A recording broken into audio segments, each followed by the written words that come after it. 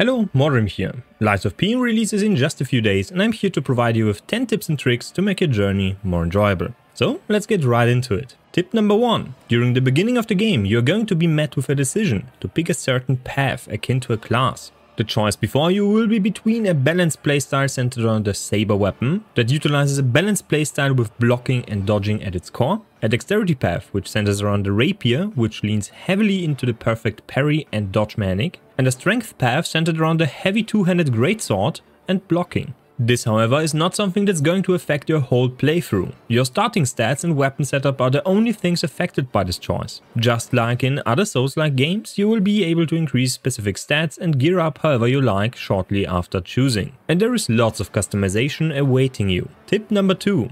Learn to perfect block. Some enemy attacks are much more deadly than others, signified by a red glow. The game tells you that those attacks cannot be blocked, but that's far from the truth. A perfect block will stop the attack, negate the damage you will receive, and fills up a stagger bar, which opens up targets for critical strikes, dealing massive damage in the process. Doing this multiple times throughout the whole fight will shatter the weapon of a foe. Mastering this technique will make you a foe to be reckoned with. Tip number 3. In true Bloodborne manner, you're going to be able to recover health points after getting hit by striking the target while your wounds are fresh. An aggressive playstyle is at the core of this game and rewards you accordingly. Tip number 4. You can change the scaling of a weapon to suit the zone you are currently in. This can easily be done by exchanging the handle of a weapon. This comes in very handy throughout the whole game. You want to go for a strength build using a flaming dagger? Use the police baton handle and go to town. The handle is responsible for the moveset and scaling, and the attachment influences the type of damage as well as the defensive options provided to you.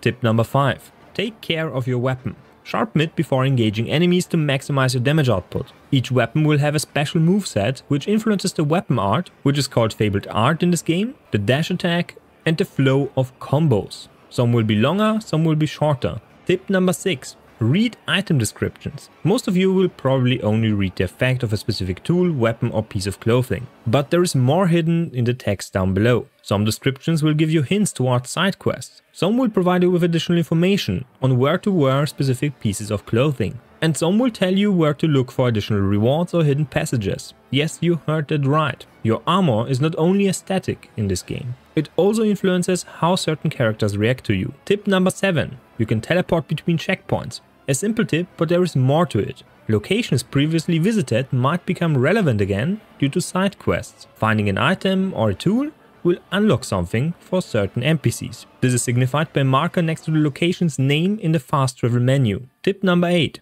Should you lie or tell the truth? Well, this highly depends on what ending you are aiming for. Leaning into certain options will influence the outcome at the end of the game, resulting in different endings. I won't spoil the endings, but always lying or telling the truth does have an effect. And the bonus tip, get a few points into vitality early on to not get one-shot by certain enemies. Between 15 and 20 is the sweet spot. Anyway, this sums up the tips. Make sure to leave a like if you liked the video, make sure to comment if you have any questions or remarks, and subscribe if you haven't already. You can also join the channel membership or leave a donation if you have the spare coin. So, see you next time and bye.